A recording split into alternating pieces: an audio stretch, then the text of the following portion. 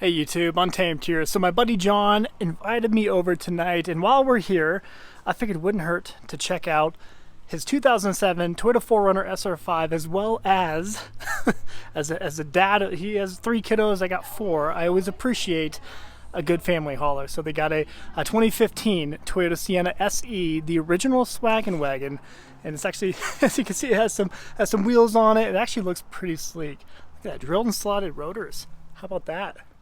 Just noticed that. Anyways, I want to show you the 4Runner first. Just kind of do a real quick walk around. He kind of briefly highlighted a few things to me. I'm going to miss a few things, of course. Aftermarket taillights, had some clear with darkened housing up front. I'll show you those as well. He has some skinny tires on them. I believe they're 255, so they're 34-inch tires, but 255 for the diameter. RCI rock sliders. RCI front skid plate. See it down below. So some protection underneath, an addicted front bumper, and some light force, additional lights up front. He does have some Squadron Sport LEDs integrated into his headlight housing, which is pretty unique. I don't think I've ever seen that before. Obviously a darkened headlight housing, which looks good. Sorry guys, it's raining.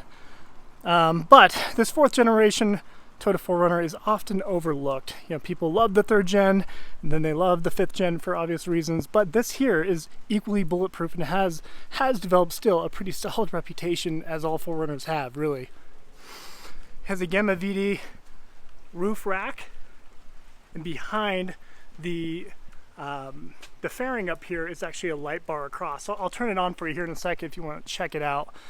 ARB touring awning extended out from the side, but otherwise stock, right? I mean, he's obviously done a handful of things to it, and I think it looks pretty good.